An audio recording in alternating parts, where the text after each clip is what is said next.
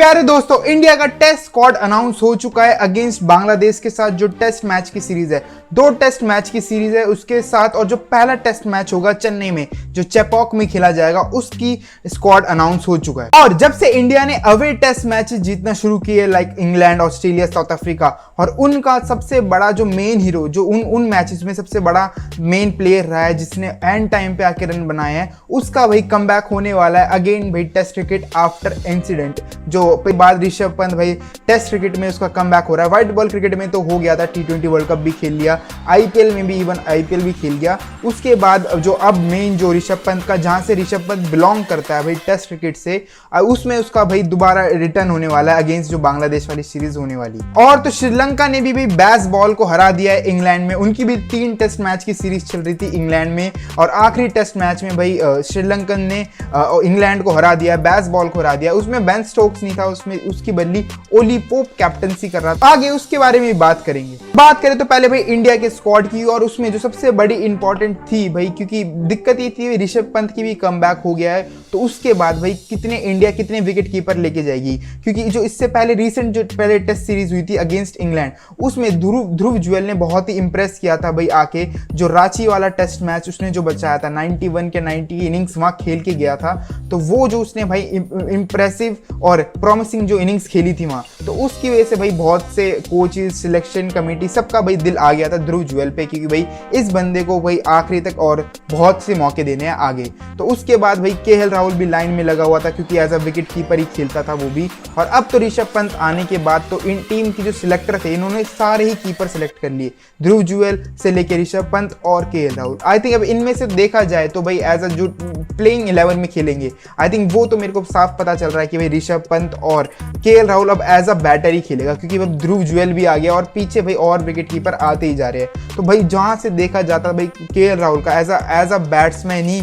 बहुत time India ने use किया। ये तो बीच में मजबूरी पड़ गई थी कि जब ऋषभ पंत की अनअवेलेबिलिटी के चक्कर में इंडिया कीपर से ढूंढ रही थी, कीपर बैट्समैन ढूंढ रही थी। ईशान किशन को भी ट्राई किया, KS भरत को भी ट्राई किया, 2-3 उधर उधर ट्राई करने के बाद कोई नहीं मिला था, तो तब भाई ध्रुव जुएल के पास गई थी और उसने इंप्रेस कर दिया था।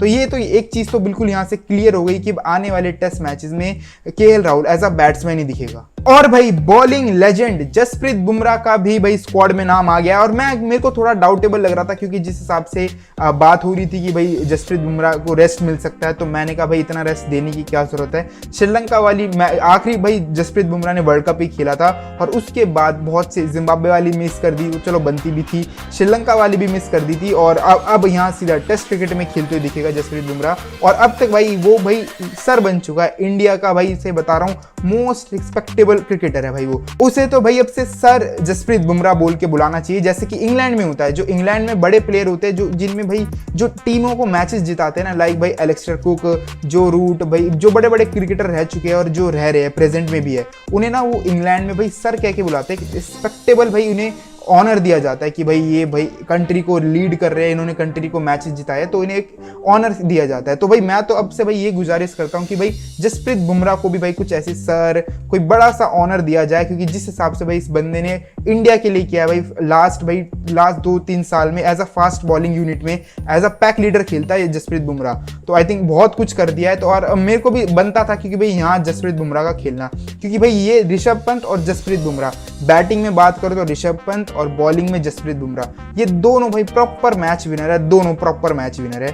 तो जसप्रीत बुमराह को देख के बहुत अच्छा लगा, और थोड़ी सांस में सांस भी आई, क्योंकि भाई बांग्लादेश को हल्के में नहीं ले सकते, उन्होंने अभी पाकिस्तान को हरा के आया है। क्या तो एक ये कह सकते हैं कि पाकिस्तान की अब वो कहते हैं कि लाइन ही वो ये कि वो बहुत बिलो द बेल्ट खेलने लगी, बहुत ही बेकार क्रिकेट खेलने लगी, तो इसलिए बांग्लादेश ने हरा दिया। तो एक चीज़ ये भी हो सकती है कि बांग्लादेश ने बहुत ही अच्छा क्रिकेट खेला तो उसने पाकिस्तान को हरा दिया। तो यू नेवर नो, कुछ भी हो सकता है। तो इसलिए आई थिंक मेरे को अच्छा लगा कि जसप्रीत बुमराह को वापस देख के। शम्मी अभी भी आई थिंक वो रिहैब में चल रहा है, जो आई थिंक जो हार्निया की इंजरी हुई थी शम्मी को, तो उसके बाद आई थिंक वो न्यूजीलैंड वाली टेस्ट मैच से आई थिंक वापस दिखे। और भाई टीम इंडिया में यश दयाल का भी नाम आ गया है फाइनली, और यश दयाल की भाई क्या ही स्टोरी रही है, क्या ही कमबैक रहा है उस बंदे का। रिंकू सिंह से 5 छक्के खाने के बाद वो बिल्कुल ही भाई अंडर प्रेशर में आ गया था, उसका कॉन्फिडेंस गिरता जा रहा था। इवन गुजरात ने तो भाई उसे अपने ऑक्शन से भी निकाल दिया था, अपनी टीम से भी निकाल दिया था। बैंगलोर ने खरीदा, वहाँ आई थिंक थोड़ा उसने दोबारा कॉन्फिडेंस गेन किया इस साल वाले आईपीएल में, वरना तो उसके पापा वापा ने भी यही कहा दिया था कि भाई ये बहुत डिप्रेशन में रहता है, कि आई थिंक ये खुद पे अब इस पे जो खुद का कॉन्फिडेंस था वो गिरता जा रहा है आफ्टर भाई रिंकू ने छक्के मारे थे। उसके बाद भाई इसका बहुत ही अच्छा कमबैक हुआ है वापस क्रिकेट में। इसने आरसीबी को, जो चेन्नई वाला मैच था, जो इंपॉर्टेंट मैच था, वहाँ भाई इसने वहाँ से पूरा मैच निकाला। तो आई थिंक, और अब जो दिलीप ट्रॉफी आई है इसमें भी इसने अच्छी विकेटें चटकाई है और बॉलिंग अच्छी की है, तो वापस और कमबैक हो रहा है। तो मज़ा आया देख के कि चलो भाई एक जो इतना भाई बंदा प्रॉमिसिंग लग रहा था, थोड़ा डाउनवर्ड चल गया था उसका, बट अब दोबारा उसे भाई टीम इंडिया में सीधा मौका मिल गया। और सरफराज के लिए दोबारा बहुत बड़ी सीरीज रहने वाली है। इंग्लैंड वाली सीरीज में मौका मिला और उसने जरूर भाई वहाँ काम करके दिखाया अपना, जिस चीज़ के लिए वो जाना जाता था डोमेस्टिक में भी। और आई थिंक यहाँ पता नहीं, आई थिंक मौका मिलेगा कि नहीं मिलेगा, क्योंकि अब केएल राहुल भी है भाई, इन्हें ऋषभ पंत को भी खिलाना पड़ेगा, फिर वही नंबर 4 पे विराट कोहली भी वापस आ गया है। तो वहाँ आई थिंक थोड़े पता नहीं खेलेगा कि नहीं खेलेगा, डिपेंड करेगा कि भाई इंडिया अक्षर को भी खिलाएगी, जड्डू को भी खिलाएगी और अश्विन को भी खिलाएगी। आई थिंक जब मेरे को थोड़ा मुश्किल लग रहा है सरफराज का। और बॉलिंग में भी बात करें तो भाई हमारे तीनों ऑलराउंडर है, 2 तो लेफ्ट आर्मर है जिसमें अक्षर पटेल और जडेजा, ये दोनों आई थिंक मुश्किल, इन दोनों का भी आई थिंक बनता भी है खेलने का, क्योंकि भाई क्योंकि चेपॉक में मैच है 100% वहाँ मान लो भाई वहाँ पहले दिन से और पहले ही सेशन से स्पिन होना शुरू हो जाती है। तो वहाँ थोड़े आई थिंक चीज़ देखनी पड़ेगी कि भाई कुलदीप भी खेलेगा नहीं खेलेगा। अश्विन अन्ना तो डेफिनेटली खेलेंगे क्योंकि भाई उनका होम ग्राउंड है, क्योंकि कॉम्बिनेशन भी देखने वाला रहेगा कि भाई इंडिया क्या खिलाएगी। आई थिंक 3 फास्ट बॉलर के साथ जाएगी, तो फिर वो जसप्रीत बुमराह, सिराज और आकाशदीप होगा, और फिर 2 स्पिनर, वो फिर ऑब्वियस सी बात है भाई अश्विन, और आई थिंक फिर मैं जाना चाहूँगा पर्सनली अक्षर पटेल के साथ। फिर दो स्पिनर, आई थिंक फिर वो ये चेपॉक में मैच हो रहा है तो डेफिनेटली भाई 3 से स्पिनर से नीचे तो खेलेंगे ही नहीं, 2 फास्ट बॉलर खेलेंगे और 3 स्पिनर खेलेंगे, और 3 में डिसाइड होगा कि भाई कुलदीप होगा कि जडेजा होगा। आई थिंक भाई जहाँ तक टीम इंडिया ढूंढती है वो भाई बैटिंग के ज़्यादा ही चांस ढूंढती है, वो जड्डू कोई ऑब्वियस सी बात है, आई थिंक जड्डू सिलेक्ट होगा, और आई थिंक वो तो उसी दिन पता चल जाएगा मैच वाले। और कोहली जी को भी देख के बहुत अच्छा लगेगा भाई, इतने दिनों बाद वो दोबारा भाई विराट कोहली टेस्ट मैच खेलता हुआ दिखेगा, स्पेशली भाई जिसका भाई मेरे को बहुत वेट होता है, विराट कोहली और test cricket best I think. और गिल के लिए भी आई थिंक थोड़े से और मौके हो, मुझे कह सकते हैं कि पक्के करने के लिए आई थिंक बहुत अच्छी टेस्ट सीरीज है अगेंस्ट बांग्लादेश। बेशक भाई टफ होगी कि भाई यू नेवर नो, क्योंकि उन्होंने पाकिस्तान को बहुत अच्छी तरह हराया है, उनके फास्ट बॉलरों ने अच्छी विकेटें ली थी, वहाँ स्पिनरों ने अच्छी विकेटें ली थी, तो कंपटीशन तो टफ होगा टू बी ऑनेस्ट। और मजा आएगा क्योंकि बड़े दिन हो गए भाई इंडिया में बहुत टफ मैचेस देखे, स्पेशली टेस्ट क्रिकेट, वो भी इंडिया को इंडिया में हराना आई थिंक बहुत मुश्किल बात है। तो बांग्लादेश आई थिंक मेरे को लग रहा है कि इस बार थोड़ी टक्कर देगी, क्योंकि इन पे जो पेसर डिपार्टमेंट था जो भी इन्होंने भाई पाकिस्तान में करके दिखाया वो भी बहुत अच्छा था, और स्पिनर तो इनके पास भाई एक खोदो तो दूसरा स्पिनर उग जाता है, ऐसी चीज है इनके पास, तो मजा आएगा भाई टेस्ट क्रिकेट। और बात करें तो भाई बेसबॉल की, बेसबॉल को भाई रगड़ दिया है पतुन निशंका ने, और भाई यहाँ दाद देनी पड़ेगी सनथ जयसूर्या की। भाई जब से सनथ जयसूर्या ने श्रीलंका को संभाला है क्रिकेट, जब से भाई श्रीलंका के तेवर चेंज हो गए और श्रीलंका की क्रिकेट आगे बढ़ गई जब से, क्योंकि भाई जब सनथ जयसूर्या कोच थे, इन्होंने भाई इंडिया को हराया इतने साल बाद गौतम गंभीर के सामने, ठीक है। और अब सनथ जयसूर्या की टीम ने भाई इंग्लैंड में जाके इंग्लैंड को तीसरा वाला थर्ड जो टेस्ट मैच चल रहा था वहां भी हरा दिया, और मजे का टेस्ट मैच हुआ वो, क्योंकि भाई जिस हिसाब से श्रीलंका चेस करने आ रही थी, आई थिंक कुछ 219 रन टारगेट का चेस करने थे आखिरी 2 दिन में, और जो चौथे दिन का आखिरी सेशन और 5वां दिन पूरा था इनके पास।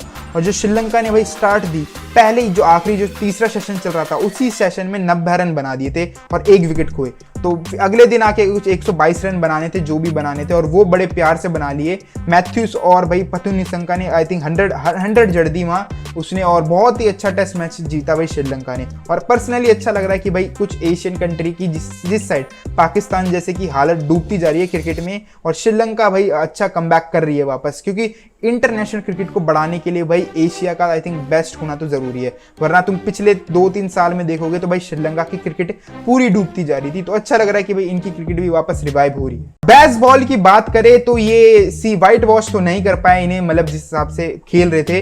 जो रूट भाई जैसे ही फेल हुआ, जो रूट तीसरे टेस्ट मैच में इनकी टीम सिमट गई। ओली पॉप ने बेशक जरूर वहां 100 बनाई, और इनका जो स्मिथ है नया प्लेयर आया वो भी बहुत अच्छा है, इंप्रेसिव है। जिस हिसाब से उसने हर मैच में आके, जब से उसका वेस्ट इंडीज के साथ डेब्यू है, उसने सारे मैचेस में आके रन बनाए और बहुत ही टफ कंडीशन में आके रन बनाए हैं। जिस हिसाब से इंग्लैंड की 3-4 विकेट गिरती थी तब आके वो खेल रहा था। और ये जो इंग्लैंड का जो बेसबॉल है अभी तक बस पाकिस्तान के ऊपर ही काम किया है बस, बाकी हर जगह ये एशेज खेल ली इन्होंने इंडिया के साथ सीरीज खेल ली, श्रीलंका के घर में जाके वहां मैचेस खेल लिए और वहां कोई भी ये सीरीज नहीं जीत पाए। बस ये बस पाकिस्तान को उन्होंने हरा रखा है बस, जब से इन्होंने बेसबॉल नाम दिया है। तो इनका क्रिकेट बस पाकिस्तान तक ही सीमित है, वरना बाकी कंट्रियों पे ये कुछ भी नहीं कर पाए।